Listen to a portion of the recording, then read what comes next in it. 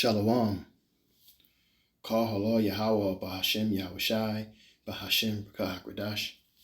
Shalom and salutations and double honors to the elder apostles of Great Millstone, who I continue to learn is 100% true. Yahweh Bahashem Yahushai Barakatham, they rule well. Shalom to the elder bishops. Shalom to the elders and the prophets and teachers and evangelists of Great Millstone, who I continue to learn is 100% true. Yahweh Bahashem Yahushai Barakatham, the water for your sacrifices. Shalom to the speckled bird, the confused face, the Akim and Akwab, the Akim on the highways and byways, and last but not least, the elect. Back again with another video, and I'm going to entitle this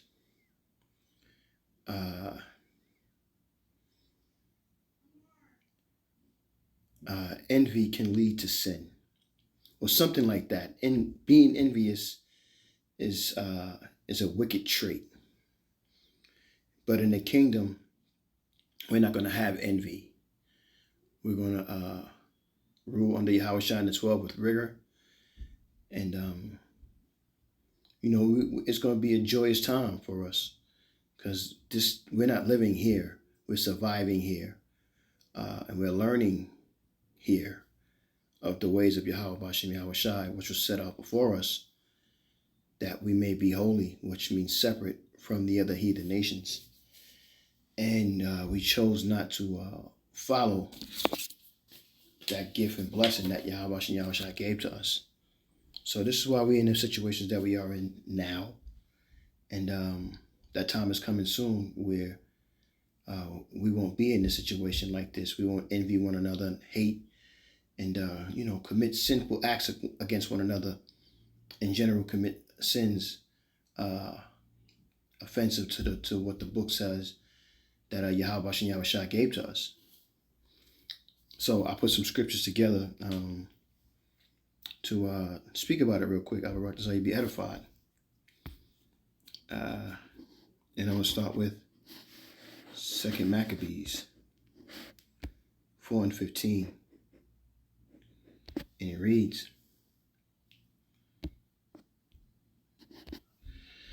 not setting by the honors of their fathers, but liking the glory of the Grecians best of all. And like I was just saying, we want to be like the heathen nations. So the Most High, Yahweh Bashem Yahweh Shai, put us in a situation to be up under them when He put us above them. You can go to Deuteronomy 7:6, which is one of my favorite scriptures, to let you know that Yahweh Bashem Yahweh Shai loved us and that He wanted us to be on top. But we chose to want to be equal, so He said, well, I'm going to put you beneath them. This is 2 Maccabees 6:6. Neither was it lawful for a man to keep Sabbath days or ancient fasts, or to profess himself at all to be a Jew. So, because of the breaking of the covenant and not following the law, statutes, and commandments, Yahweh Hashem Yahweh Shai warned us and told us that He's going to send people against us, and He has. He sent the Babylonians, the Persian Medes, the Moabites, Ammonites, the Greeks, the Romans. He has put us under all of these nationalities to serve under them because we didn't want to serve Him. So look at the situation we're in now. Acts 16:1. And the curse, part of the curses is being envious. Acts 16:1. Then came he to Debris and Lystria, and behold, a certain disciple was there named Timotheus, the son of a certain woman, which was a Jewess, and believed, but his father was a Greek. So what does that mean?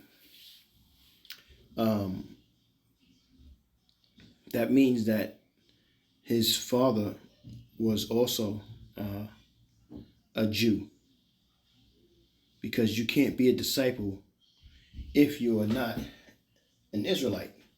So that means kind of similar to our forefather Abraham. His father was still an Israelite, but Timothy's father was still an Israelite, but followed the ways of the Greeks. And because of that, Um, his father was looked at as a heathen to the other Jews, especially in this time in Acts. This is around time. This is the time of Roman persecution still going on. Let me see. Get another scripture real quick. Job 3:6, and it reads, "As for that night, let darkness seize upon it. Um, let it not be joined unto the days of the year. Let it not come into the number of the months." Jump up some. Read from the top. Matter of fact, let me go to Job here in the NLT.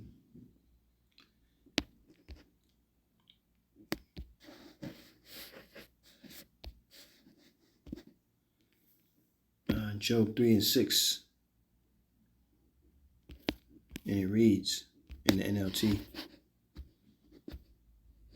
let the night be blotted off the calendar. Never again be counted among the days of the year. Never again to appear among the months. So what is Job talking about? Let the darkness and utter gloom claim the day for its own. Let the black cloud overshadow it, and let the darkness terrify it. Salakia. Let that day, verse 4, let that day be turned to darkness. Let it be lost, even to good, even to the Most High on high, and let no light shine on it. So this is kind of going into the heathens and how they counted the months and how they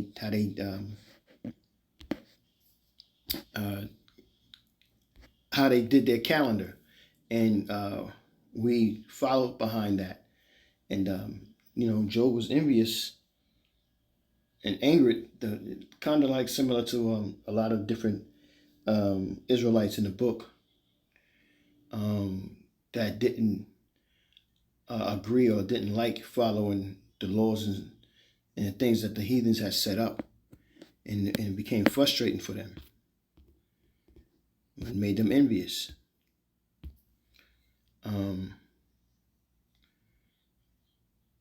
Acts 7 and 9. These patriarchs were jealous of their brother Joseph, and they sold him to be a slave in Egypt, but the Most High was with him. So, again, I'm bringing out scriptures that deals with being envious, and it's an emotion that, like I was saying earlier before, can lead you into sin. And believe it or not, a lot of our people have died at the hands of our own people because of being envious. The Most High does damage because he's envious of us wanting to be like the other heathen nations, worshiping false idols. And this is why we're in the situation we're in today.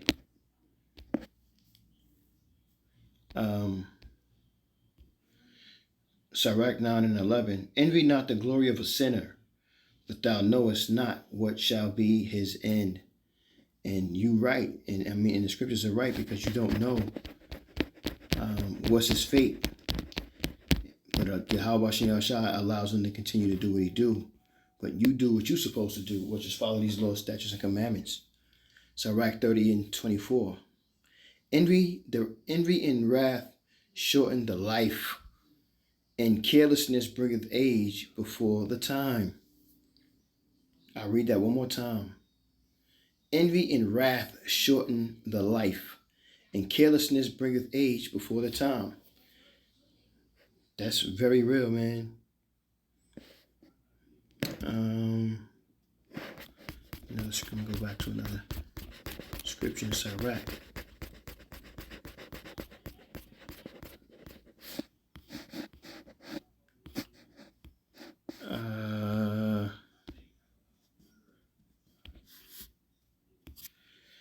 Sirach 1:22, and it reads, a furious man cannot be justified, but the sway of his fury shall be his destruction. A patient man will tear for a time, and afterward joy shall spring up unto him. That's um, when the wicked rule, the people mourneth. When the righteous are in power, the people rejoice. That would be a good precept. Let's go to Ephesians 4:26. And it reads, be ye angry and sin not. Let not the sun go down upon your wrath, neither give place to the devil. So being envious and angry for probably a lot of times for nonsense, because there's things to be righteously angry about, like indignation is a righteous anger. To be envious though, just because someone else has something, like Cain was envious of Abel, and you seen what he did. He committed murder, killed his brother. You know what I mean? So envious is a not a. It can be a tool used in a righteous way, but a lot of people use it in the on the left hand side, like Esau. Esau is envious of Jacob. The so-called white man is envious of the so-called black man, if that makes sense. Job 5:2. For the wrath killeth the foolish man, and envy slayeth the silly one. And we have a lot of silly ones out here, man. A lot of silly ones. Let's get Proverbs. And I hope you're being edified, man. I'm just running through some scriptures that I felt was appropriate for the title. Proverbs 3:31. Envy thou not the oppressor, and choose none of his ways. But we didn't do that. We chose to be like the oppressor. We chose to want to do all the things that the oppressor does. We want to be like him and do the things that he was doing. Proverbs 14:30. A sound heart is the life of the flesh, but envy the rottenness of the bones. You don't prosper being envious. It's a very bad trait to have. Very bad trait to have. And unfortunately, a lot of our people do have it. Proverbs 23:17. Let not thy heart envy sinners, but be thou in the fear of Yahweh all the day long. So that's what we're supposed to do. You're supposed to fear Yahweh Shem Yahushai. Let me see something here. Go to Maccabees real quick.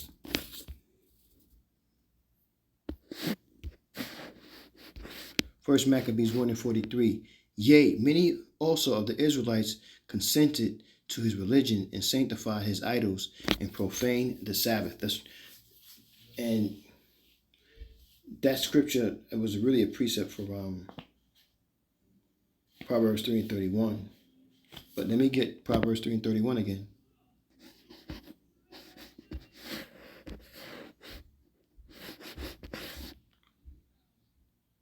Envy not the oppressor, and choose none of his ways.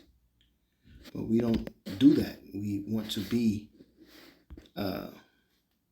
like this derelict. You know what I'm saying? We want to be like him, where there's no benefit to it. But he has tricked us into believing and being envy that his way is the best way to live and be the people to be. And he's nothing but a slanderer.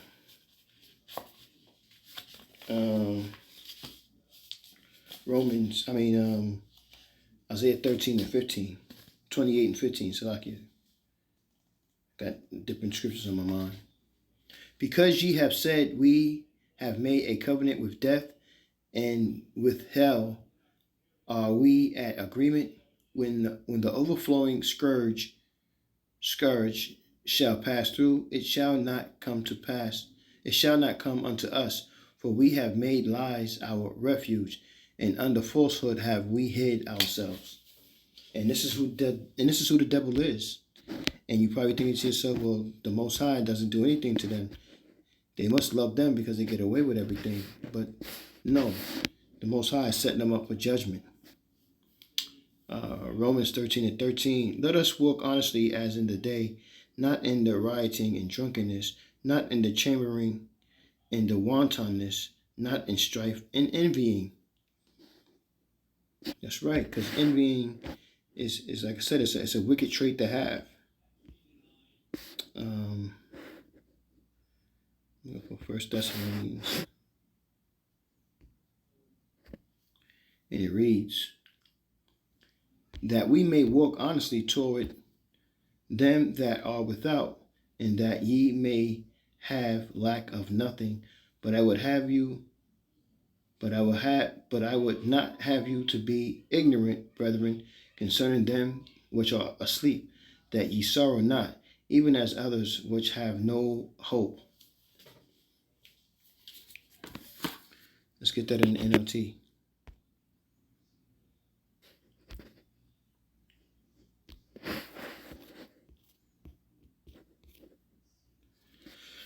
First Thessalonians 4:12.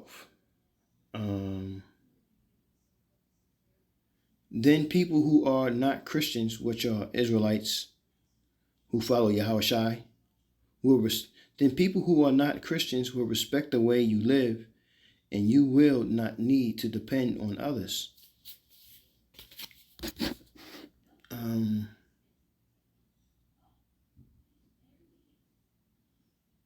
Let's go back to Sirach. Sirach 22:9. And it reads, if children live honestly and have wherewithal, they shall cover the baseness of their parents. But children being haughty through disdain and want to nurture, do stain the nobility of their kindred. Weep for the dead, for he hath lost the light, and weep for the fool, for he wanteth understanding. Make little weeping for the dead, for he is at rest, but the life of the fool is worse than death. And a lot of that comes from being envious. It's an emotional trait that, again, like I said, leads you into sin. And I got a couple more scriptures, and I'm gonna get ready to shut it down. Ecclesiasticus Sirach 29:14. An honest man is surety for his neighbor, but he that is imprudent will forsake him.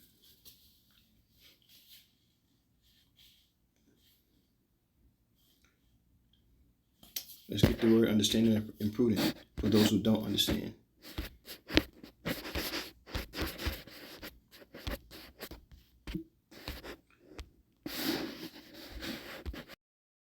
Define imprudent.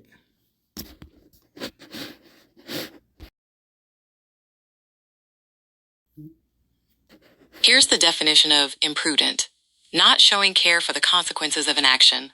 Rash.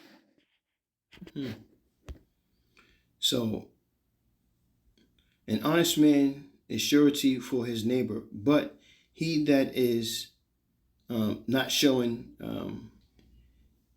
any care will forsake him. And who is that? That's a man that is envious, a jealous man.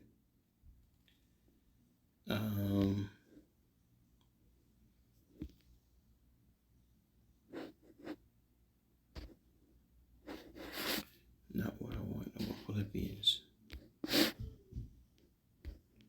Philippians 4:8, and it reads, family, brethren, whatsoever things are true, whatsoever things are honest, whatsoever things are just, whatsoever things are pure, whatsoever things are lovely, whatsoever things are of good report, if there be any virtue, and if there be any praise, think on these things.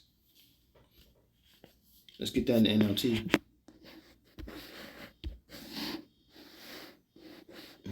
Yeah, Philippians.